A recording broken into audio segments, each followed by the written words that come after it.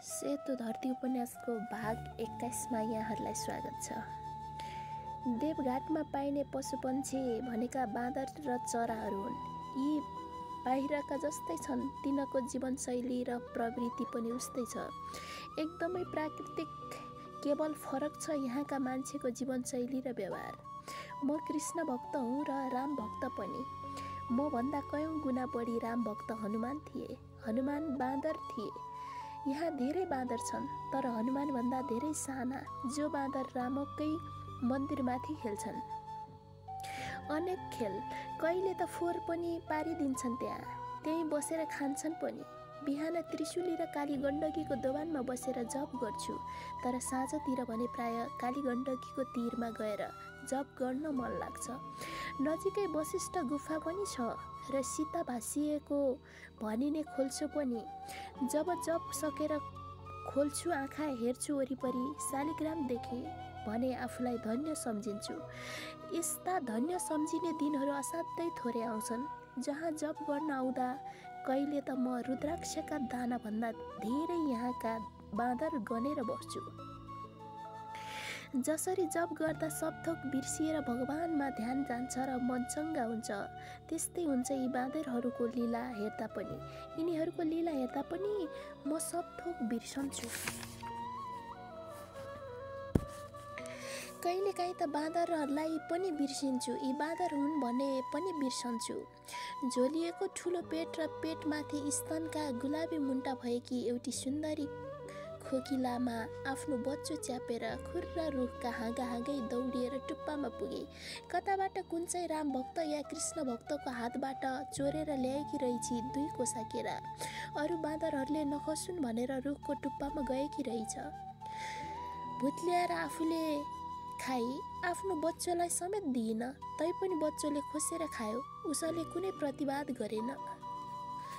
त्यसपछि केराको बोक्रा रुखको टुप्पाबाट यसरी फ्याँकी मानौ त्यसले मलाई नै ताकेर हानेकी हो। मलाई लागेन, तर मेरो नजिकै खस्यो। सायद त्यो खिन्न भई म खुसी। अर्को रुखको हाँगामा हेरे, पक्कै पनि ती विपरीत लिङ्गी होलान्। सब थोक बिर्सिएर ती एकअर्काको जुम्रा हेर्दैछन्। ठुलो ढुङ्गामाथि एक जोडी बाँदर रतिकर्म गर्दैछन्। ती अरू बाँदरको मान्छेको कसैको लाज नमाने निर्धक्क कामकलामा निमग्न छन्। कोही खेल्दैछन् अघाएका, कोही भोकाएका भक्तजनहरूको हातमा हेर्दैछन्। केही फलफुल चोर्न पाइन्छ कि भनेर रित्ता हात भएका भक्तजनलाई ती बेवास्ता गर्छन्। एक दिन अनौठो भयो। जप गर्दै थिए, अर्धमुर्दित नयन बनाएर खस्राक खुस्रुक आवाज आयो। आँखामा ढोका धेरै उघारेर आवाज आएतिर हेरे। मेरो नजिकै ढुङ्गामाथि एक जोडी बाँदर काम क्रीडामा मस्त रहेछन्। मलाई त मन्त्र नै बिर्सिए जस्तो भयो। झनक रिस पनि उठ्यो। यो लीला भगवानले नै गर्न लगाएका हुन् भने बिर्सिएर ढुङ्गो टिपे र बाँदरलाई हाने। पेटमै लागेछ। त्यो डल्लो परेर कक्रक्क भयो र भाग्यो। रन्थनिँदै भाग्यो। दुवै भागे। थाहा छैन मैले शालिग्राम नै टिपेर प्रहार गरे कि क्या हो। जेउस आफूले जितेको सम्झिएर म खुसी भए। शान्त मुद्रामा जप सकेर बाँदरको क्रीडा मनमा बोकी उकालो उक्लिँदैछु कुटीतिर जान। अरू कुरा पनि मनमा आउँदैछन्। त्यही कुराको वरिपरि घुमिरहेछन् अरू कुराहरू। अचानक मेरो काँधमा केही हाम फाल्यो। आँखाले नदेख्दै मेरो चेतनाले भन्यो, यो बाँदर हो। म आत्तिएँ, चिच्याएँ। यति पनि सोच्न नपाउँदै एकदमै छिटो मेरो बुढा र चाउरिएका गालामा त्यसले कम्तीमा 3 झापट हान्यो र रुखमाथि चढ्यो। पहेँलो देवघाटलाई झन् पहेँलो देखे। यति दुख्यो कि के भन्नु। त्यसपछि पोल्न थाल्यो।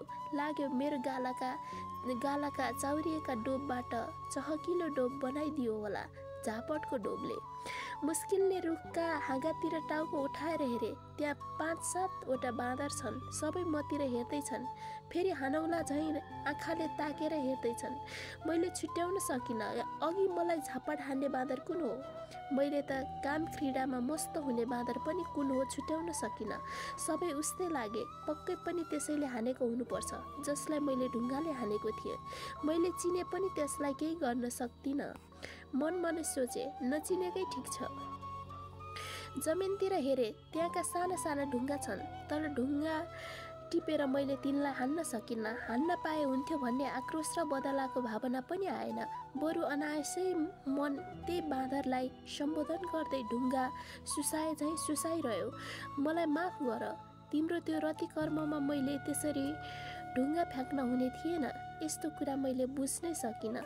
तिम्रो संवेदनशीलतालाई मैले महसुस गर्नै सकिनँ। महसुस पनि गरौँ कसरी? सायद त्यसको संवेदनशीलता मलाई थाहा थिएन। जम्मा तिमीहरूले 3 झापड हानेर मेरो मनैसम्म पुग्ने गरी बुझायौ मलाई। यसरी यति गहिरो गरी आजसम्म मलाई कसैले पनि बुझाउन सकेका थिएनन्।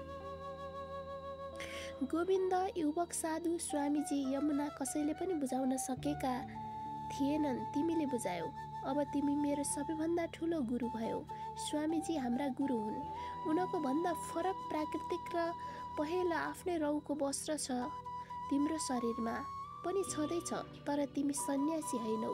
यही पहेँलो रङलाई गुरु मान्ने हो भने पनि तिमी गुरु हौ। जस्तो रङका भए पनि तिमी मेरा गुरु हौ। अबदेखि किनभने तिमीले साँचेकै ज्ञान दियौ, तिमीले रङ्गीन ज्ञान दियौ, जीवनवादी ज्ञान दियौ। 45 सालको कार्तिक महिनाको मौसम पनि उस्तै छ जस्तो पहिलेको कार्तिकको थियो। अरूको जिन्दगी देखेर सधैँ सधैँ म मेरै जिन्दगीसँग बाँचे। मसँग बाँचे भनेको त अरूका निम्ति पो बाँचेकी रहेछु। समाज र संस्कारका लागि, देख्नेहरूका लागि। मनमा यस्तै कुराहरू मनको खेल मैदानमा खेल्दा खेल्दै ती आफै थाक्छन् र फेरि जीवनको नयाँ गन्तव्य बनाउन विश्राम गर्न थाल्छन्। फेरि खेल्छन्। एउटा नौलो तर अपरिचित अनुहार देखे। आफ्नै अनुहार हेरे झैँ हेरे। हिँडाइ पनि उस्तै छ। अनुहारको ढबक झन् ठ्याक्कै उस्तै यमुना जस्तै। स्वामीजीको प्रवचनमा मेरो ध्यानै गएन। तिनलाई हेरिरहे। तिनका आँखा भने खै कता कता चिप्लिरहे। प्रवचन सक्नसाथ म तिनको नजिकै गए। तिनी चप्पल लगाउँदै थिइन्। तिनको दाहिने पाखुरामा च्याप्प समाते। बल्ल तिनले मेरो अनुहारतिर हेरिरहन्। मैले पनि हेरिरहेँ। ए बाबै, यमुना हैनौ? ए आमै, तारा हैनौ? यतिन्जेल भजन कीर्तन जप ध्यान गरेर प्रकट नभएका भगवान एक्कासी प्रकट भए जस्तो लाग्यो। स्वामीजीको गहकिलो प्रवचनको बौद्धिक आनन्द भन्दा तिनलाई भेट्दा कता धेरै हार्दिक आनन्दको अनुभूति भयो। एकाएक सम्झिए तिनले प्रत्येक दिन जस्तो सुनाएका प्रणय कथा। त्यसको प्रभाव अमिट भएर मेरो मनमा शिलालेख झैँ लेखिएको उस्तै छ अझै। तिर्खा लाग्दा पानी खान्थे, तर तिर्खा लागिरहन्थ्यो। पछि पो थाहा पाउँथे यमुनाका कुरा सुन्न तिर्खाएकी रहेछु। तिनले सुनाएका आफ्ना प्रणय प्रेमका कुरा मलाई कृष्ण चरित्र जस्तो रोचक र हार्दिक लागेछै। बिछोडिएको 21औं वर्षपछि हाम्रो भेट अचानक देवघाटमा हुँदा मलाई किन नहोस् त भगवान भेटे जस्तो। मलाई लाग्यो यी कृष्णजीकी रुक्मिणी हुन्, भगवती हुन्। यमुना, तिमी यस्तो सुखीको को होला र? कसरी घर परिवार छोडेर आउन सक्यौ? भगवानले ल्याउनु भयो। यो उहाँकै खेल हो। भगवानले भनेको बाटो हिँड्दै जाँदा यहाँ आइपुगे। अब आँट्ने भगवानले कता पठाउनुहुन्छ त्यतै जाने हो। के तिमीलाई आफ्नो घर, छोराछोरी, नाति नातिनाहरूको मायाले बाटो छेकेन? वैराग्यको हुरीले सबै भत्काइदियो, उडाइदियो। मनमा राग नबसी आफ्ना सन्तान पनि बाटा देखिएका अरू मुन्छे जस्तै लाग्दा रहेछन्। तिमी त आमा हौ, जननी, धरतीले पनि आफ्नो ठाम छोड्न सक्छ र? बुद्ध बाबु थिए, छोड्न सके, तर यशोधराले छोड्न सकिनन्, किनभने उनी आमा थिइन्। म आमाको भूमिबाट निवृत्त भइसकेकी छु। आफ्ना सन्तान नै अब बाबुआमा बनिसके भने यस्तो समयमा तिनलाई छोड्दा पाप लाग्दैन क्या? तिनलाई लाला बाला अवस्थामा छोडेर आएकी भए मलाई पाप लाग्ने थियो। म निश्चिन्त छु। म दङ्ग परे। तिनी मुखले होइन, मनले पनि होइन, हृदयले बोलिरहेकी छिन्। यतिका वर्ष भयो यो देवथलोमा म बसेको, अझै मेरो मनमा यति वैराग्य आएको छैन जति तिनको मनमा आएको छ। यिनका यति धेरै वैराग्य कसरी आउन सक्यो होला? त्यतिका धेरै धन सम्पत्ति र परिवार भएकी आइमाईमा कसरी वैराग्य आयो? तिनलाई देख्दा त किन तिनी जस्तो हुन सकिन भन्ने लाग्यो। सोचे भोको मान्छेलाई कसरी वैराग्य आउँछ? वैराग्य आउन त अगाउनुपर्छ, तृप्त हुनुपर्छ। तिनका कुरा सुन्न फेरि म तिर्खाएँ। तिनले मेरो मनको तिर्खा कसरी मेट्न सक्थिन् र? तर पनि तिनका कुरा सुनेपछि म पनि जीवन बाँच्दैछु जस्तो लाग्छ। एक दिन तिनले स्वामीजीको प्रवचन गरे झै भनिन्। त्यस्तो गहिरो प्रेम एक्कासी दैवले टुटाए। उनी मरेर गए। त्यो बेला खुब रोएँ। अरू दिदी सौता त्यही धेरै रोएनन्। मलाई भने खालि रुन मात्र आयो। जति रुन्छु उति उति मन धोएको लुगा जस्तो सुकिलो हुँदै गए झै लाग्यो। जब धेरै पटक मन धोएर सुकाए आफ्नै हृदयको घाममा, त्यसपछि मन उभाएर वैराग्य आयो। दुलहा मर्दा म 36 वर्षकी थिएँ। यो कुरा तिमी देवघाट आएको 5 वर्ष पछिको हो। एउटा छोरो त काखमै थियो, अरू 2 पनि हुर्किसकेका थिएनन्। तिनीलाई हेरेर पनि मेरो आँसु रोकिएनन्। त्यति बेला बिस्तारै मन परिवर्तन हुँदै गयो। कस्तो कस्तो लाग्दै गयो। उनी मरेपछि घर त भगवान नभएको मन्दिर जस्तो लाग्यो। बस्नै मन लागेन। ती साना छोराछोरीलाई छोडेर कतै जान सकिनँ, किनभने मेरो बाले पनि मलाई त्यस्तै सानै उमेरमा छोडेर जानुभएको थियो। कमसे कम मैले बा गएको ठाउँमा जान परेको त छैन। यति साना लालालाई छोडेर जिउँदै आमा नै मरे झै टुहुरा टुहुरी बनाउन मन लागेन तिनलाई। मन लोग्ने मान्छे भएको भए घर छोड्न सक्ने थिए होला त्यति नै बेला। आमा भएकोले सकिन। उनी भित्र म यति धेरै डुबेकी रहेछु कि उनी भित्र मात्र मेरो संसार बनेको रहेछ। म उनका गोडामा झुक्थेँ, उनी मेरो पुरै शरीरमा झुक्थे। म उनको गोडाको पानी खान्थे, उनी मेरो मायाको रस पिउँथे। उनी सामु जति समर्पित थिएँ म, त्यति नै समर्पित थिए उनी पनि। उनी नभएको भए पनि म कसरी बसुँ? दिदीको झै छोराछोरी नभएका भए त्यति बेलै घर छोडेर हिँड्ने थिए। तर अचम्म लाग्यो, दिदीका आफ्ना छोराछोरी भएनन्। भएका पनि सानैमा खेर गए। तिनीहरू अचम्मको आसक्ति थियो। अझै म उनीभित्र किन वैराग्य नआएर मलाई मात्र आएको होला, जसलाई जिन्दगीभर न पतिले माया गरे न भएका छोराछोरी बाँचे, तर मनमा वैराग्य आएन। म पतिको सम्पूर्ण माया पाएकी, छोराछोरी नाति नातिना भएकीलाई किन वैराग्य आयो? सायद म तृप्त थिएँ। उनले बजाउने मुरली जतनले राखेकी थिए। बेला बेलामा मुरलीको रन्को आउँथ्यो र मलाई सताउँथ्यो। पँधेरामा पानी भर्दा भर्दै, वनमा घाँस काट्दा काट्दै, नुहाउँदा नुहाउँदै, खाना पकाउँदा पकाउँदै पनि मुरलीको रन्कोले मलाई भुतुक्कै पार्थ्यो। छाती पिटी पिटी रुन्थे। तर अहिले सबै ख्याल लाग्छ, मायाजाल र इन्द्रजाल लाग्छ। तर थाहा छ तारा, एक दिन राति यही कोठामा सुतेकी थिए। मध्यरात थियो। अचानक सपनामा झै मेरो कानमा मुरलीको रन्को आयो। मध्यरातमै म पनि मुरलीको आवाजले उठाएर मलाई बाहिर ल्यायो। घन्टौँ बाहिर बसेर मुरलीको धुन कताबाट आएको हो भनेर कान थापिरहे। बेला बेलामा धुन आयो र इनारबाट बाल्टीले पानी झिके झै त्यो धुनले मेरो आँखाबाट आँसु झिकिदियो। मैले आफ्नो प्रणय प्रेमको उमेर सम्झेँ। पर गाउँतिर कोही रात्रि जोडी होलान्। भगवान कृष्णतिर मन लगेर चित्त बुझाएँ। त्यो धुन कृष्णकै मुरलीको हो भनेर मायावी मनलाई भने, हेर त तारा, हामी भित्र राग कसरी गढेको र बसेको हुँदो रहेछ। भित्रभित्रसम्म आफैले थाहा नपाउने गरी र मौका पाउने साथ कसरी जाग्दो रहेछ। कुरा गर्दै थिए। घर छोड्दाको मन त कसै गरी त्यो घर परिवारमा टाँसिएर बस्न मानेन। ती पति जसले माया र सन्तान दिए, ती त नासवान पति रहेछन्। अविनाशी पति त उनै रहेछन्, अधिपति। मेरो पतिको आत्मा परमात्मामा गएर मिलेपछि तिनै हाम्रा पति भए। म त पनि भाग्यमानी परमात्मालाई पति बनाउन पाएँ। अब त्यहाँ लीन हुने हो। ती पति अस्थायी, त्यो घर अस्थायी। स्थायी घर र स्थायी पति भनेका त भगवान हुन्। म उनकै घरमा जानुपर्छ। मैले अस्थायी घर छोड्नुपर्छ। अस्थायी पतिले नछोडेको भए र घर छोड्न सक्ने थिएन। उनले नै छाडेर गएपछि यही मौकामा घर छोड्न सक्नुपर्छ, नत्र म सधैँ सधैँ नर्कमा डुब्नेछु भन्ने सोचे। मनसँग एक्लै फलाक्न थाल्यो भित्रभित्रै। न यता न उता म भए कता कता डुबिरहेकी छु प्रभु चाहिँ जतातता। ठुलो 3 तले घर अज्ञात रूपमै भए पनि मनमा वैराग्यका मुना पलाएका रहेछन् पहिले। माथिल्लो तलामा आफू सुत्ने कोठा बनाएकी थिए, एक्लै सुत्थे। एक्लै हुँदा भगवानको ध्यान गर्न सजिलो हुन्छ। प्रेम गर्न पनि एकान्त चाहिन्छ र आकाश देखिनुपर्छ, जुन तारा देखिनुपर्छ। सिरानको तलामा बस्दा आकाश फराकिलो देखिन्छ, ईश्वरको आवाज अझ बढी हुन्छ भने माथिल्लो तला छानेकी थिए। सिरानका तलामा जुन तारा पनि नजिकै जस्तो लाग्छन्, भगवान पनि नजिकै जस्तो।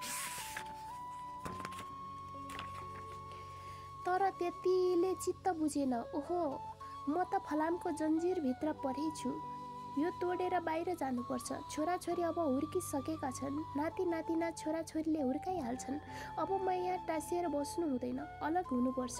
पानीमा तेल झैँ तटस्थ हुनुपर्छ भन्ने लाग्यो। संसार केही हुँदै होइन रहेछ। छोराछोरी नाति नातिना आफन्त कोही आफन्त रहेनछन्, नत्र ती किन 2 दिन मात्र आफन्त हुन्छन् त? किन छुटेर जान्छन् त? जसरी छुटेर गए मेरा पति, आफू पनि कसैको होइन, हुँदै होइन, नत्र किन आफै पनि छुटेर गइन्छ अरूबाट र अन्तिममा आफ्नैबाट यही भावमा डुबे, उत्रिँदै नसक्ने गरी डुबे। माथिल्लो तल्लामा थिए जब भर्याङ ओर्लिन थाले, मलाई सांसारिकको भर्याङ ओर्लिँदै गरे जस्तो लाग्यो, जीवनको भर्याङ ओर्लिँदै गरे जस्तो लाग्यो। क्रमशः दोस्रो तला, भुइँतला पिँढी हुँदै जब आँगनमा आइपुगे, मबाट घर अलग भए जस्तै लाग्यो। आँगनको डिलमा घरतिर फर्केर हेर्दा लाग्यो, यो घर कसको रहेछ? यतिका वर्ष बिताएको घर पनि कसको जस्तो लाग्यो, कहाँ बसिरहेछु जस्तो। घरमा छोराछोरी नाति नातिनालाई देखे। मनले प्रश्न गर्यो, यी को मान्छे हुन्? कसका छोराछोरी हुन्? त्यति राम्रो 3 तले घर जहाँ मेरो पसिना छ, मेहनत छ, माया गर्ने छोराछोरी बुहारी नाति नातिना छन्। कोही आफ्नो लागेन र केही आफ्नो लागेन। पाखो बारी बेसीको खेत, गोठभरि गाई भैँसी, खोरभरि बाख्रा, केही पनि आफ्ना लागेन। सबै एक दिन छोड्ने नै हुन्। आज किन नछोड्नु भन्ने लाग्यो। मृत्युले जबरजस्ती छुटाउनु भन्दा पहिले आफैले छोड्नु जस्तो राम्रो हुन्छ, त्यस्तै लाग्यो। यो पनि होइन, त्यो पनि होइन, केही पनि होइन, हुँदै होइन। सन्तान सम्पत्ति केही देख्दै देखिन, भगवान मात्र देखे। तिनलाई मात्र सम्झिए। त्यसपछि सबैजनालाई भेला गरेर भने, म तिमीहरूलाई सबै सुम्पिएर जाँदैछ। कहाँ जानुहुन्छ आमा? थाहा छैन, जान्छु होला कुनै तीर्थमा। भगवानले जहाँ डोर्याउनुहुन्छ त्यही जान्छु। उनीहरूले नपत्याए झैँ गरे। ठुलो छोराले ख्याल गरे झैँ सोध्यो, कहिले जानुहुन्छ आमा? 2 वर्षपछि, 5 वर्षपछि या 10 वर्षपछि? मैले दृढ स्वरमा भने, भोलि नै जान्छु। आज एक रात म तिम्रो घरमा पाहुना भएर बस्छु। त्यसपछि केही बोल्न सकेनन्। एक अर्कामा मुखामुख गरे, चिन्तित भए। माइलो छोराले त आमाको दिमाग बिग्रिएको छ कि क्या हो पनि भन्यो, तर उसको कुरोले मलाई छुँदै छोएन। दिदी जसका आफ्ना छोराछोरी छैनन्, तिनलाई असाध्यै मोह छ। उनीहरूलाई सँगै जाउँ दिदी भन्दा मान्दै मानेनन्। उल्टो मलाई सम्झाइन्, बस न अझै 5-7 वर्ष त। अनि मैले सँगै जाम्ला क्या? 5-7 दिन नि कुर्न सक्दिनँ दिदी मलाई त भगवानले कुरिरहनु भएको छ। एकछिन ढिलो गरे भने मलाई छोडेर जानुहुन्छ। भोलिपल्ट सबै सामु मैले भने, मलाई बिदा देऊ अब। कसैले मेरो कुरा सुन्नै चाहेनन्। छोराछोरीहरूले रुँदै मेरो बाटो छेके, तर तिनका आँसुले मलाई छेक्नै सकेन। ती सब पानी जस्ता लागे। ठुलो छोराले जुक्ति लगायो, नाति नातिनालाई बाटो छेके त साना साना नानीहरूलाई पन्छाएर रुवाएर जान सक्दिनन् आमा भनेर ती साना साना नाति नातिनालाई मेरो अगाडि ल्याएर राखिदियो। तर मलाई ती नाति नातिनालाई पनि रोक्न सकेनन्। छोराले अझै भन्यो, आमा यस्तो भन्नै नहुने कुरो नि भन्ने। हामी सबैको अभिभावक भएर बस्नु पर्ने तपाईँ। आफ्ना रगतका टुक्राहरू, श्री सम्पत्ति सबै छोडेर कोही नभए झैँ एक्लै गरेर यो उमेरमा कहाँ जान खोज्नु भएको? अरूले के भन्छन्? देख्ने सुन्नेले नि के भन्छन्? छिमेकी र आफन्तलाई हामीले के उत्तर दिने? तर म मान्दै मानिनँ, भनिरहे, मलाई बिदा देऊ। दिदीले अझै भनिन्, यस्तो जिद्दी नगर, 2-4 वर्ष त बस। छोराछोरी नाति नातिना यसरी रोका छन्। सन्तानको आँसुले बाटो छेक्छ, बाधा पार्छ। जहाँ गए नि बस्ने हो, आफ्नै घरमा बस। मैले जिद्दी छोडिनँ। तपाईँ बस्नु, म त जाने हो। छिमेकीमा एकजना पण्डित थिए, तिनीलाई पनि ल्याए छोराले, मलाई सम्झाइदिनुहोस् न भनेर। भगवान सम्झिए कि म? तिनले सम्झाएर के सम्झिन्थे? उनीहरूले भने भगवान जानी छन्, घरमै बसेर पूजापाठ गरे हुन्छ, घर छोड्नु पर्दैन, जहाँ बसे नि फल पाइन्छ। 60 वर्ष पुगेपछि घर छोडेको ठिकै हुन्छ, अहिले नछोड। भगवानको भक्ति जहाँ बसेर नै गर्न सकिन्छ। म कुनै फलको आशामा थिइनँ भन्ने कुरा तिनले बुझेनन्। मैले पण्डितजीलाई भने, थाहा छ मलाई, मैले तपाईँको कुरा काट्न हुन्न, तपाईँ गुरु हुनुहुन्छ, तर मैले भगवानका कुरा पनि काट्न हुन्न। मेरा अन्तर्मनका भगवानले घर छोड भनेका छन्। यस्तो बेला मैले छोड्न सकिनँ भने म सधैँ नर्कमा डुब्छु। म त जानी हो, बिदा दिनुहोस्। उनले भने, त्यसो भए आफ्ना छोराछोरीलाई सम्झाएर जाऊ। मैले दृढ स्वरमा भने, कसैले सम्झाएर कोही सम्झिन सक्दैन, तिनले आफ्नो मन आफै सम्झाउँछन्। दिदीले भनिन्, यो त कति कठोर भगियो, निष्ठुरी भगियो। हेर यसका आँखा सबै रोका छन्, तर यसका आँखाबाट एउटा थोपा नि आँसु छैन। मैले ढुक्क भएर भने, म किन रुने हो र त अनि? रुने परे भगवान सम्झेर रुन्छु, यिनलाई सम्झेर रुन्न। म हिँडेँ साथमा, 3 जोर लुगाफाटो र आफूसँग 1000 रुपियाँ बोकेर हिँडेँ। ठुलो छोराले केही रुपियाँ दिन खोज्दा भने, म बनेको ढुङ्गो बनेको चरो हुँ, मलाई केही चाहिँदैन। कतिपय बुबा आमा छोराछोरीलाई हेला गरेर घर छोडेर हिँड्छन्। म भने सबैले माया गर्दा गर्दै हिँडेँ, उनीहरूलाई रुवाएर, तर आफू नरोई हिँडेँ। आँगन कटेर बाटोमा पुग्दा ठुला नातिले पिँढीको डिलबाट रुँदै भनेको सुने, ए भगवान, हाम्री आमालाई तिम्रोमा नराख है, छिट्टै फर्काइदेऊ। तर मलाई भगवानले फर्काएनन्। सायद सबैजना भगवानसँग पनि रिसाएका होलान्।